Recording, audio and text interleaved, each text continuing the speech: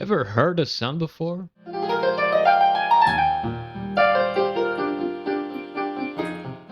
It's electric, it's punchy,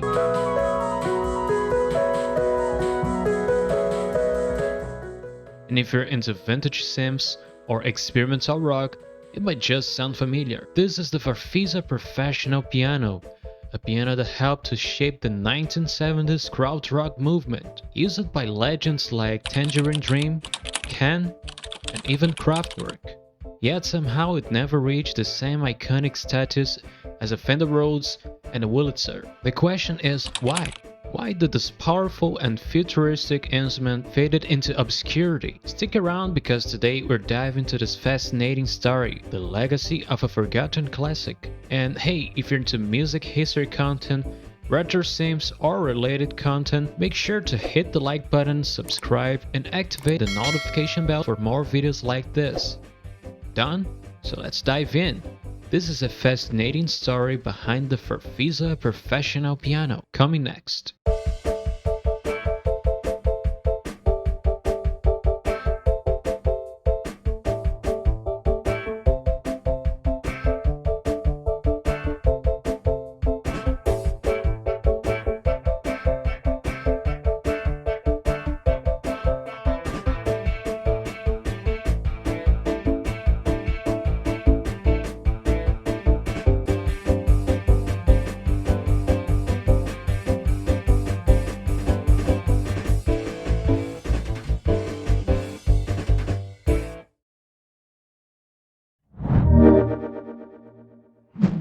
An obscure instrument with a warm and punchy sound.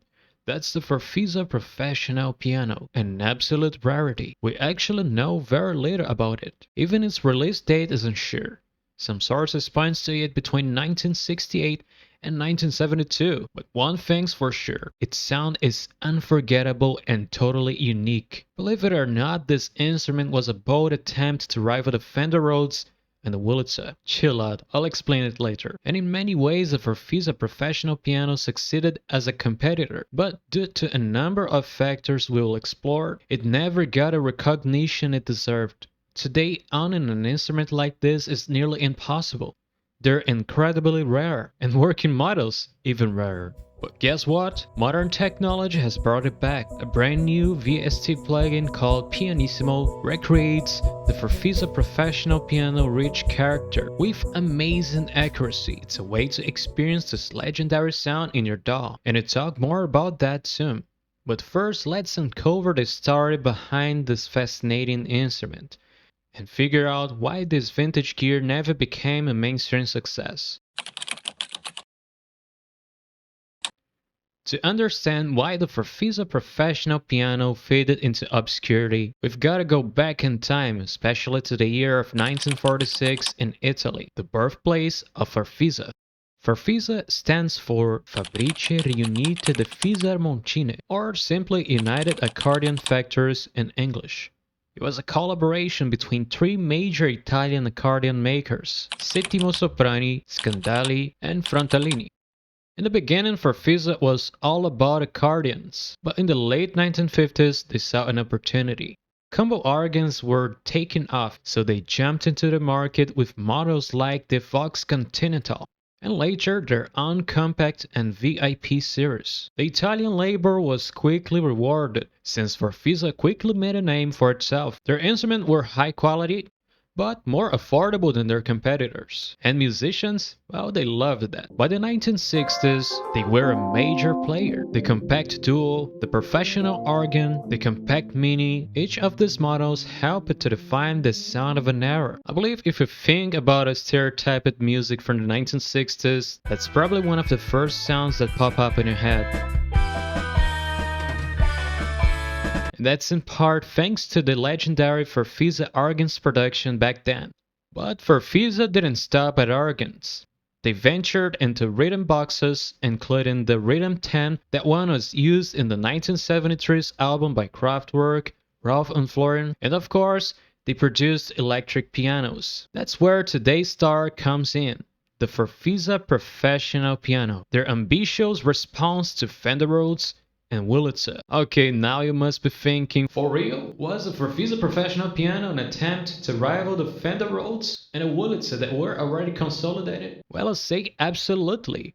And here are some arguments to prove my point. Just like the Wurlitzer and the Fender Rhodes, the Farfisa Professional Piano tried to solve two major problems. First one, portability. Back then, a traditional grand piano with 88 keys or even a slider upright piano were not easy to bring in the world for live concerts. It was much easier to take an electric piano instead. The second solution came with the effects integration. It was a huge challenge to capture well the sound of an acoustic piano. How much more to add effects to it? Electric pianos just solved that. From that moment on, it was not just possible to capture the electric sound, but electricity gave the possibility of effects integrations. From that time, musicians could add delay, reverb, and other traditional effects that were commonly used in electric guitars.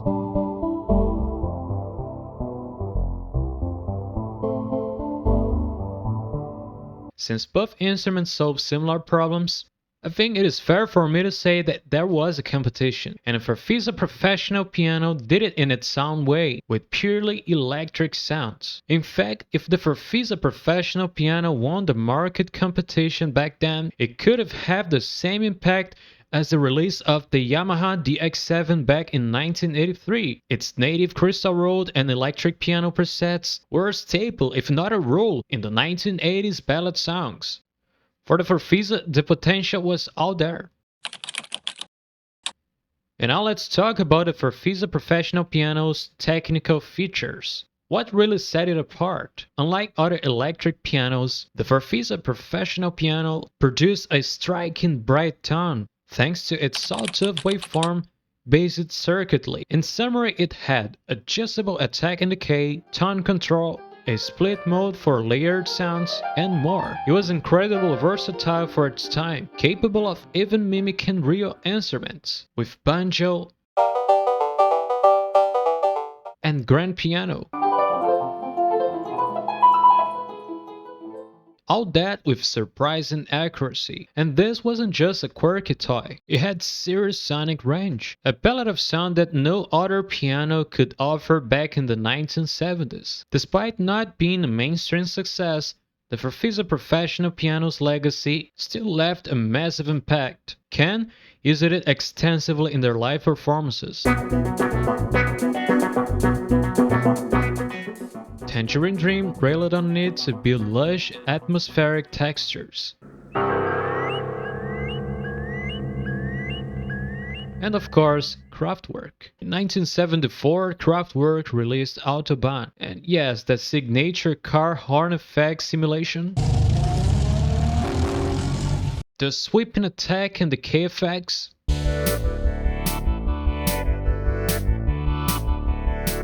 Was the Farfisa Professional Piano. It added movement, realism, and sonic storytelling in ways few instruments could. Even today, its influence lingers. In 2024, I paid tribute to its sound in my album Corporation, especially in the track Edge Rider.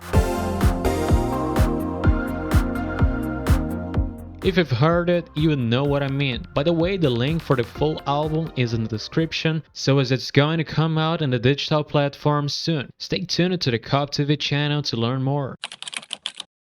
So after all, why the Farfisa Professional Piano didn't become a household name?